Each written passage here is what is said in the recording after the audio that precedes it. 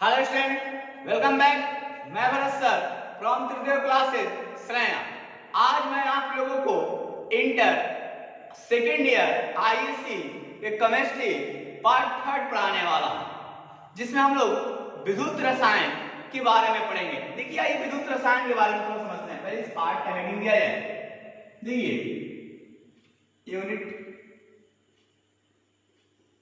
3, इसका नाम है वैद्युत रसायन। इंग्लिश में कहते हैं इलेक्ट्रोकेमिस्ट्री।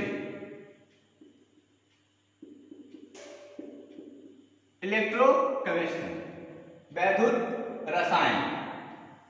देखिए, इलेक्ट्रोकेमिस्ट्री वाले पहले इस पार्ट को स्टार्ट करने से पहले इसकी मूल बातों को समझते हैं कि इस पार्ट को पढ़ा क्यों जाता है। देखिए, एग्जाम का सबसे अच्छा फेवरेट चैप्टर है। इसमें एग्जाम में इस पार्ट से एग्जाम में 5 मार्क्स का आपको एग्जाम में पूछेगा। देखिए, इस नाम में ही सारा सेंस छुपा हुआ है। वैद्युत रसायन, इलेक्ट्रोकेमिस्ट्री। देखिए, इसमें अलग अलग 2 पार्ट में से बांटते हैं, एक वैद्युत करते हैं और एक रसायन करते हैं। तो वैद्युत रसायन को समझने से पहले तो वैद्युत क्या होता है? वैद्युत ऊर्जा, विद्युत ऊर्जा। इसमें हम क्या कहेंगे? वैद्युत ऊर्जा, इलेक्ट्रिकल एनर्जी। और इसे कहते हैं रसायन, रासायनिक ऊर्जा। तो क्या कहें? Chemical energy. तो देखिए, इसमें 2 एनर्जी होगा, एक क्या होगा? वैद्युत ऊर्जा होगा, और एक जो होगा रासायनिक ऊर्जा होगा। दोनों के हम लोग परस्पर संयोग और परिवर्तन का अध्ययन करेंगे। परस्पर संयोग और उसके परिवर्तन का अध्ययन करेंगे। देखिए, इसमें क्या कहता है कि हम लोग परस्पर संयोग हमने पढ़ा भी है। हम लोग ऊर्जा संरक्षण के सिद्धांत से भी जानते हैं कि ऊर्जा का न तो निर्माण किया जाता है और न ही क्या किया जाता है, इसे न ही इसका विनाश किया जाता है। सिर्फ क्या होता है? इसका रूपांतरण होता है। एक दूसरे से क्या होता है? रूपांतरण होता है। यही कहता है, ये पाठ में यही दिखाएगा विद्युत रसायन में कि केमिकल एनर्जी और इलेक्ट्रिकल एनर्जी के बीच में दोनों में परस्पर संबंध का अध्ययन कराएगा। देखिए, जो हमारा पाठ है, मैंने बेटा बताया था केमिस्ट्री के जब हम लोग बांटते हैं तो केमिस्ट्री 3 प्रकार के आते हैं। एक होता है फिजिकल, और एक होता है एक क्या होता है, जैसे एक भौतिक रसायन, और एक होता है कार्बनिक रसायन, और एक होता है अकार्बनिक रसायन। तो इसे भौतिक रसायन में पढ़ा जाता है। तो भौतिक रसायन में पढ़ा जाता है, तो सबसे पहले इसके बारे में थोड़ा समझते हैं। देखिए, हम इसके बारे में थोड़ा पहले बताते हैं। इसको परिभाषित कैसे करेंगे, बताएंगे कैसे। देखा, वैद्युत रसायन, वैद्युत रसायन भौतिक रसायन,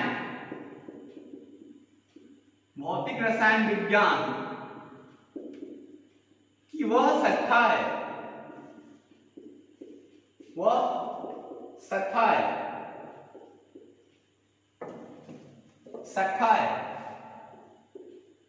जिसके अंतर्गत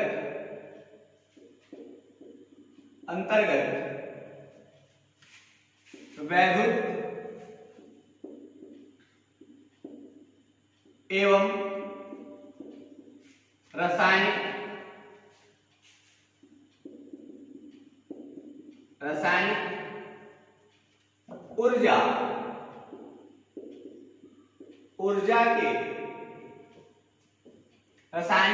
ऊर्जा के परस्पर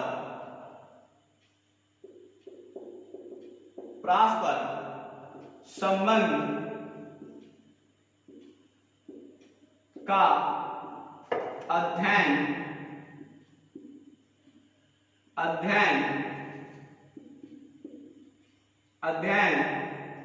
करते। देखिए, इसे कहता क्या है कि वैद्युत रसायन भौतिक रसायन की वह शाखा है जिसके अंतर्गत हम लोग क्या करते हैं, क्या वैद्युत एवं रासायनिक वैद्युत ऊर्जा और रासायनिक ऊर्जा के बीच में परस्पर संयोग कहिए या उनके बीच में परस्पर परिवर्तनों का क्या करते हैं हम लोग अध्ययन करते हैं कि परिवर्तित कैसे होते हैं, एक में से दूसरे में कन्वर्ट कैसे किया जाता है, इसके लिए कौन कौन से युक्तियों का इस्तेमाल किया जाता है, डिवाइड होते हैं उनका इस्तेमाल किया जाता है। तो सबसे पहले आपको डिवाइड चाहिए, इनको कन्वर्ट करने के लिए ये डायरेक्ट कन्वर्ट नहीं होंगे, इनके लिए कोई ना कोई युक्ति चाहिए, आपके पास कोई मशीन चाहिए। तो कौन कौन सी चीजें होती है, तो हम जानते हैं कि मशीन किस चीज से बना होता है, तो कोई ना कोई पदार्थ। तो सबसे पहले हम लोग पदार्थ का क्लासिफिकेशन करेंगे, हम लोग यहाँ पर पदार्थ का क्लासिफिकेशन करेंगे कि वैद्युत रसायन, वैद्युत रासायनिक, वैद्युत रासायनिक दृष्टि कोण से पदार्थ का वर्गीकरण, पदार्थ का वर्गीकरण। देखिए हम इस इलेक्ट्रोकेमिस्ट्री वैद्युत रसायन के दृष्टिकोण से हम पदार्थ का वर्गीकरण, हमने पहले पदार्थ का वर्गीकरण में हमने पढ़ा भी है कि पदार्थ का जब वर्गीकरण करते हैं क्लासिफिकेशन, तो दो प्रकार का पदार्थ होता है, एक क्या होता है भौतिक वर्गीकरण और एक रासायनिक वर्गीकरण। तो अब हम लोग यहाँ पर क्या करेंगे, वैद्युत रसायन के दृष्टिकोण से पदार्थ का वर्गीकरण करेंगे। तो आइए पदार्थ के वर्गीकरण के बारे में समझते हैं, इसे मिटाएंगे थोड़ा। आइए पदार्थ के वर्गीकरण के बारे में समझते हैं। पदार्थ मैटर, देखिए पदार्थ को जब हम वर्गीकृत करेंगे तो ये भी दो ही भाग में टूटेगा।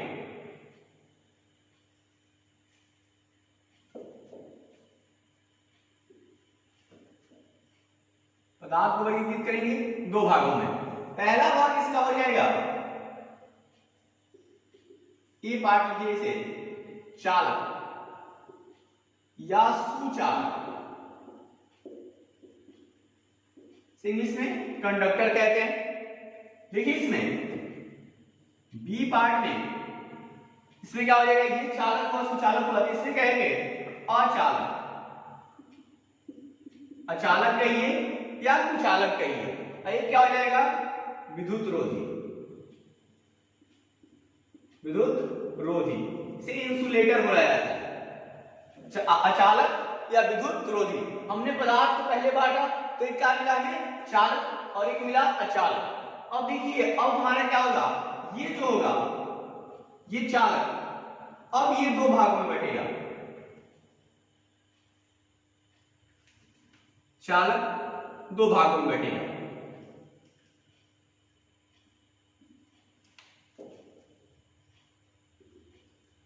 इसका पहला होगा धात्विक,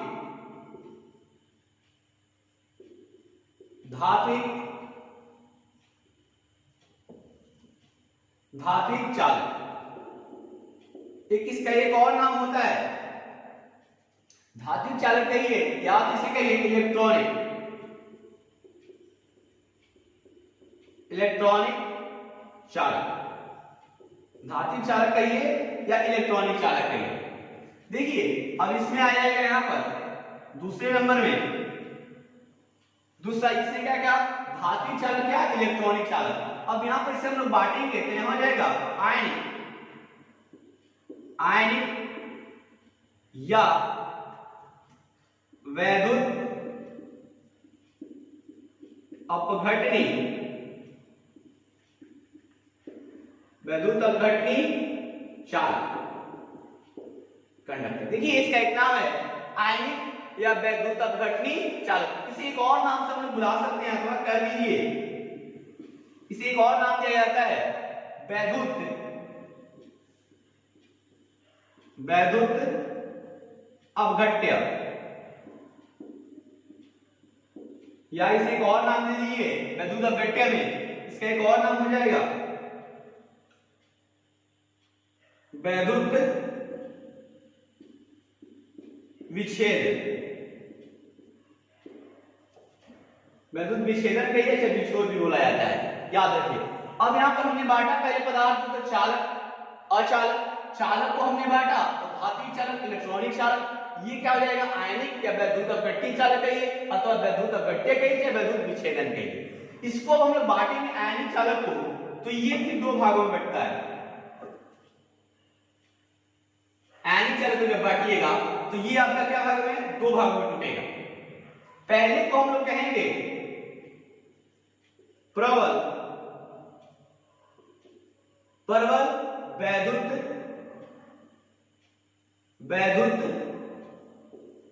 अपघट्य, प्रबल वैद्युत अपघट्य। दूसरे को हम लोग नाम देंगे दुर्बल वैद्युत अपघट्य, दुर्बल वैद्युत अपघट्य। देखिए हमने पहले क्या किया, पदार्थ को बांटा किसके आधार पर, वैद्युत रसायन के आधार पर हमने बांटा है। तो पहले चालक मिला और फिर अचालक। चालक के हमने पार्ट को तोड़ा तो हमारे पास क्या मिला, धात्विक चालक और इलेक्ट्रॉनिक चालक। फिर हमने क्या किया, इसे एक मिला आयनिक या वैद्युत अपघटनी चालक। अब देखिए हमने आयनिक और वैद्युत अपघटनी चालक को तोड़ा तो हमें क्या मिला, प्रबल वैद्युत अपघट्य, दुर्बल वैद्युत अपघट्य। ये हमारा वैद्युत रसायन के दृष्टिकोण से पदार्थ का वर्गीकरण है। अब हम बारी बारी से एक एक को समझेंगे कि एकक में हमारी कौन कौन सी क्रियाएं घटित होती है, सब मिटाएंगे। आइए पहले हम लोग चालक के बारे में समझते हैं। चालक, कंडक्टर। देखिए चालक तो हम ये कहेंगे इसे वैसे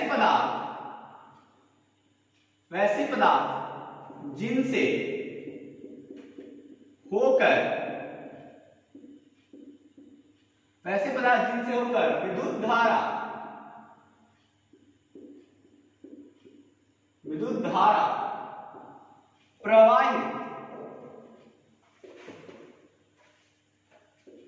प्रवाहित की जा सके,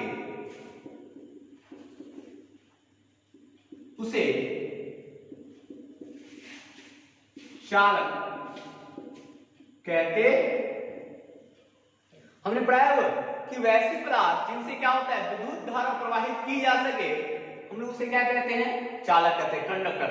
अब कंडक्टर किसी भी चीज का हो सकता है, याद रखिएगा। इसने कहा सिर्फ कंडक्टर, इसमें सिर्फ कंसेप्ट नहीं बताया। कुछ ऐसे भी होते हैं पदार्थ जो विद्युत धारा का चालन करते हैं, वो धातु भी होते हैं, अधातु। तो हम जानते हैं कि धातु भी होता है, एक ग्रेफाइट जो विद्युत का चालन करता है, तो इसने कहा कंडक्टर। वैसे पदार्थ जिनसे होकर विद्युत धारा प्रवाहित किया जाए उसे क्या कहते हैं, चालक। यह प्राय दो प्रकार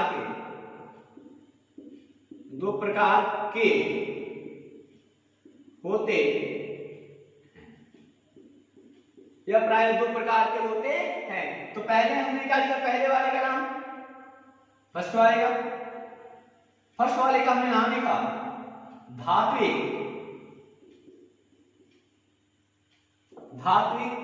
या इलेक्ट्रॉनिक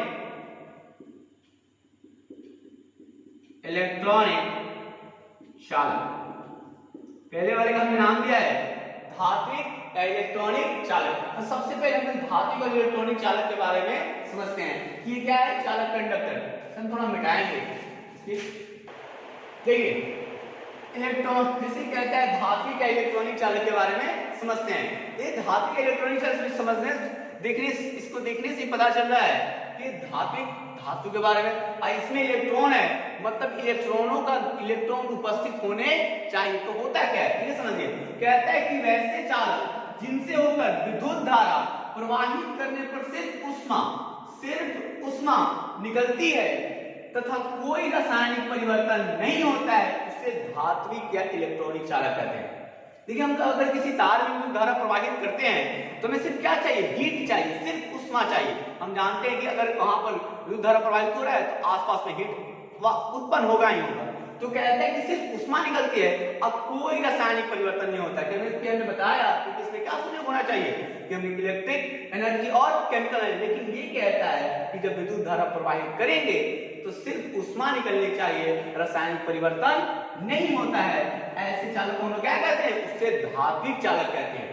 ताकि क्रिया मिले ही काम। देखिए इसमें कंसेप्ट कहता है कि ये इलेक्ट्रॉनों के गमन के कारण विद्युत का चालन करते हैं। आखिर ये जो तत्व होते हैं ऐसे, तो इलेक्ट्रॉनों के गमन जो हम लोग इसमें विद्युत धारा प्रवाहित करते हैं, तो हम जानते हैं कि इलेक्ट्रॉन गमन करेंगे किससे, धन आयन से ऋण आयन की तरफ में जाएंगे। तो ऐसे सेंस में तो क्या होगा, विद्युत धारा का प्रवाह होता है, एक पॉजिटिव और एक नेगेटिव चार्ज चाहिए। तो कहते हैं कि इलेक्ट्रॉनों के गमन के कारण विद्युत धारा का चालन करते हैं, इसलिए इन्हें क्या कहते हैं, धात्विक या इलेक्ट्रॉनिक चालक। तो देखिए उदाहरण के रूप में हम लोग इसे ले लेते हैं।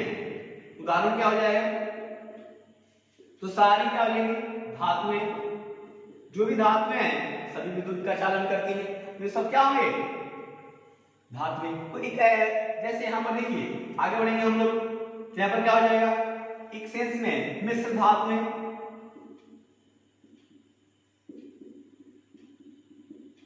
मिश्र धातुएं, और एक अधातु भी है जो विद्युत का चालन करता है, वो है ग्रेफाइट।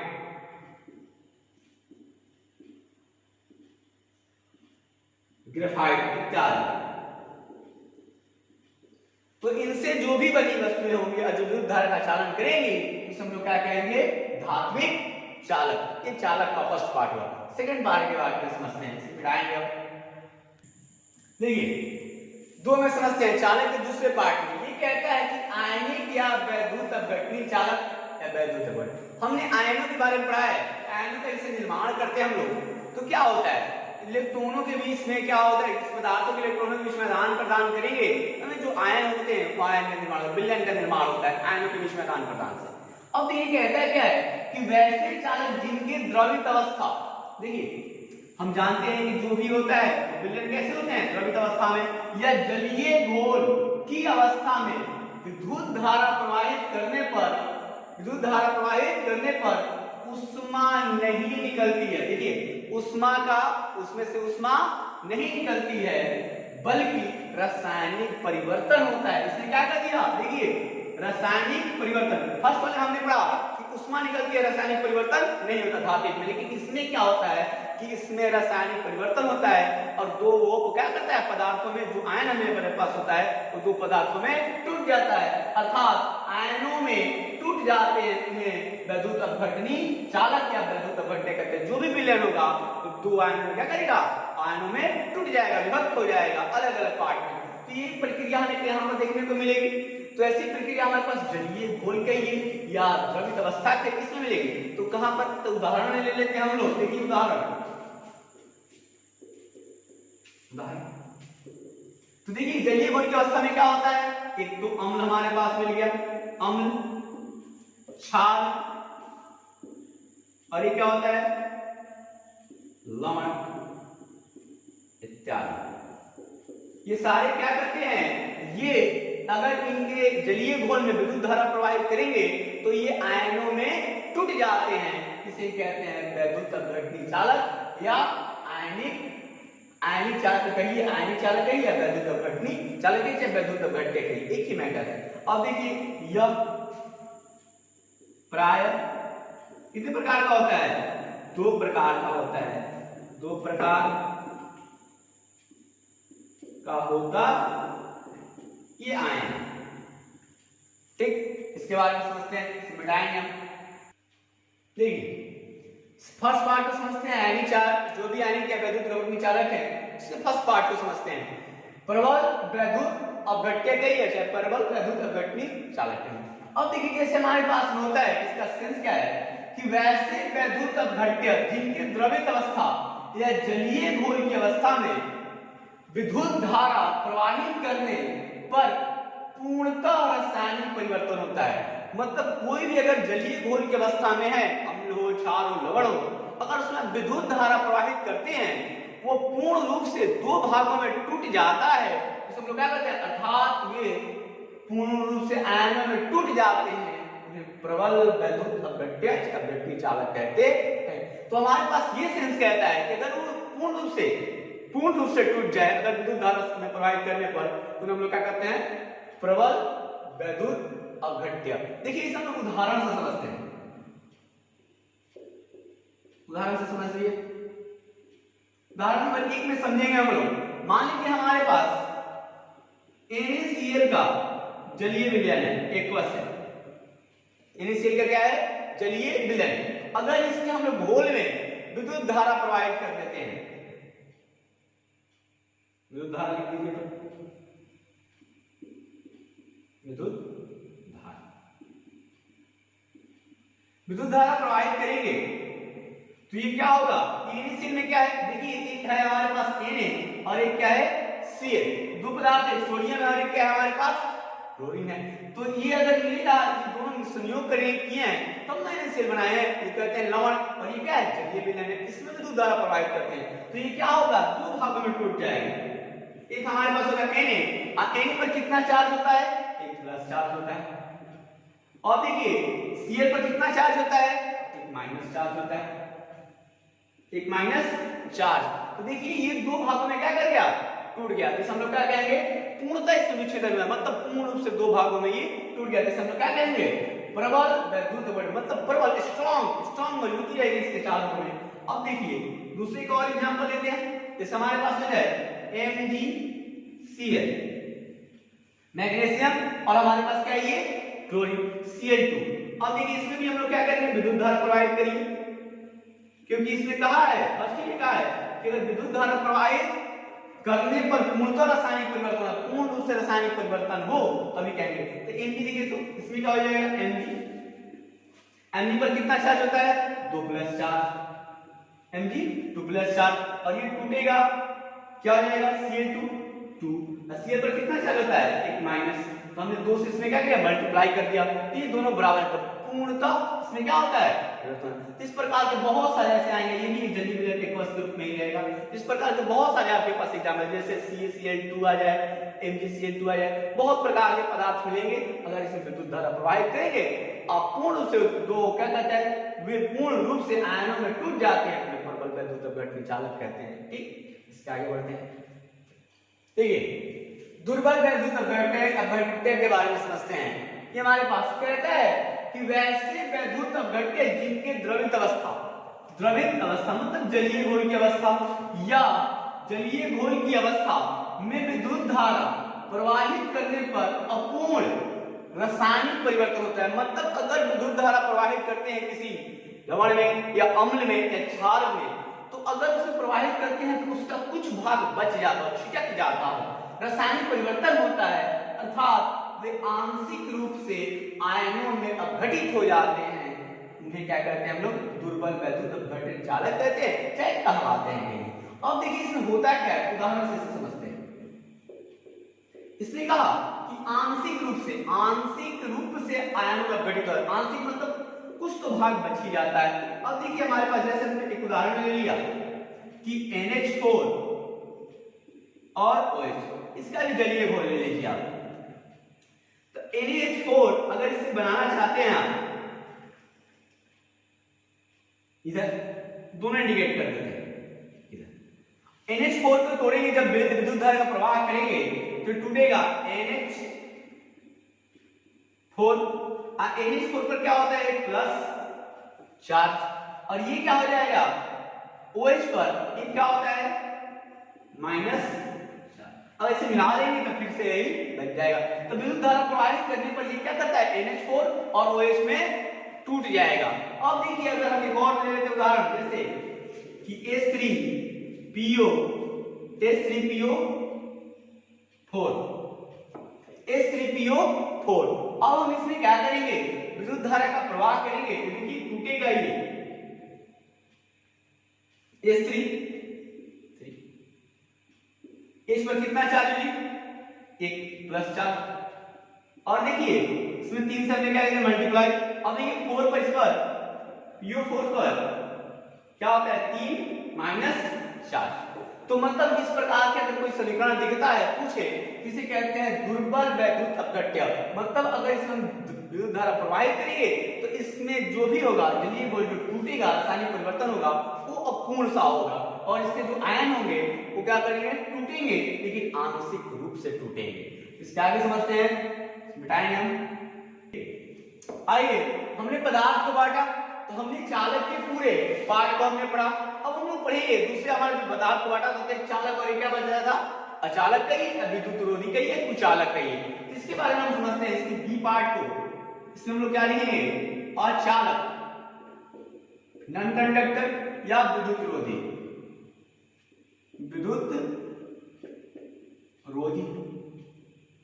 देखिए इसमें क्या होता है कि वैसे पदार्थ वैसे पदार्थ जिनसे होकर विद्युत धारा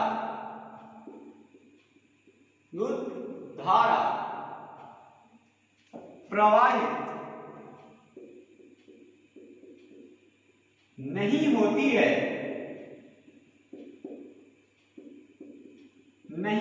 है उन्हें अचालक या विद्युत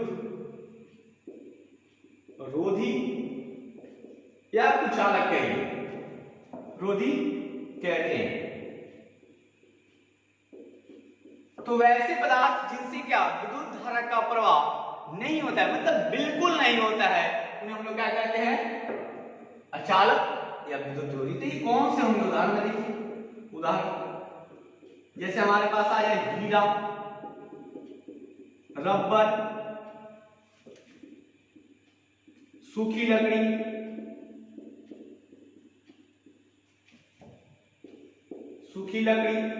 प्लास्टिक,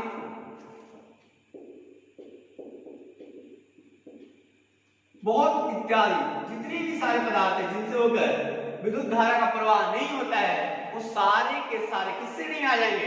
अचालक के से नहीं आ जाएंगे। तो ये हमारा वैद्युत रसायन का फर्स्ट पार्ट था। आप इस वीडियो को देखिए, इसे पढ़िए, समझिए। इसके आगे वाले जो भी बचेंगे अगले पार्ट में हम लोग मिलेंगे।